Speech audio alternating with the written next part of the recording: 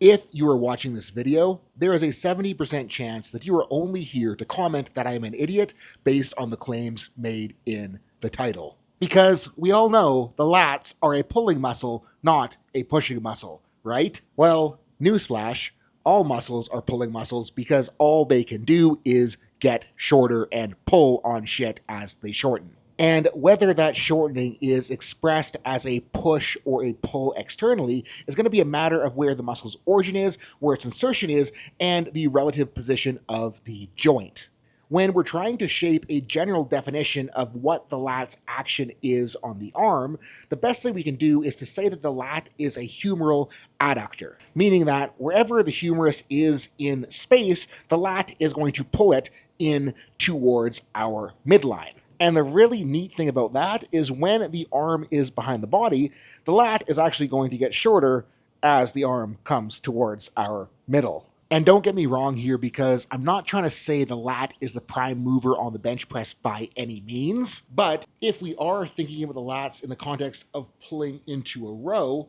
if we are contracting with the lats, we're only going to get so far until the lat runs out of getting shorter as we're pulling against the resistance. And yeah, I can pull further, but that pull is becoming more from my upper back. And we know if we are going for a good lat-driven row, we're trying to pull the elbows down towards the hips, and we kind of bind up right here before we get any further. And that is because in order to go further, the lat has to get longer from that position. And if we think about this position with maxed out lat shortness, and compare it to the position that we're going to be in the bottom of the press, what I want you guys to notice is that my humerus is further behind my ribcage here than it is here, which means that in order to get here, my lat has to lengthen from this position. And if I'm going from this position to this position, my lat got a little tiny bit shorter. So what that means in the context of bench pressing is in the very bottom of the bench, the lat's tension can actually contribute to catching the bar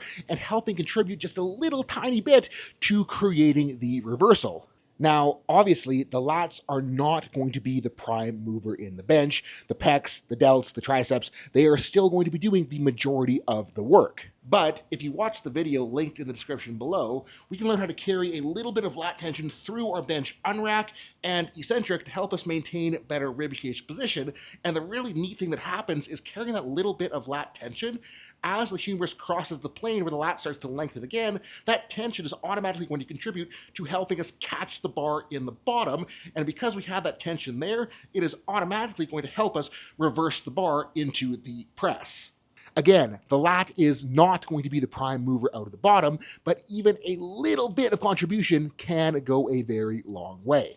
I spilt on my shirt during a water break between takes, but if you're worried about the lat tension out of the bottom then getting in the way of pressing the bar, your nervous system is going to be smart enough to not have enough tension there to get in its own way of pushing up, and a little bit of tension that is maintained is just going to go to supporting the rib cage through the concentric of the press. And if you want to learn how that little bit of lat catch, lat push out of the bottom should feel, getting on a pair of blast straps, going to the bottom of a press, and then just thinking about flexing your lats to get a little bit of oomph out of the bottom, that's the feel that we're going to try to catch into on bench and reverse out of as we press the bar. If you want to learn how to find your lats through the unrack and the eccentric to set up that lat catch at the bottom, hit the link that's somewhere on the screen to watch that video, or hit the link below in the description. And if you want to take a deep dive into the lats roll on bench press, taking a look at how joint angles contribute, taking a look how to train lats to better set up your bench, hit the link below to join Team Activated, because not only are you going to get better powerlifting coaching,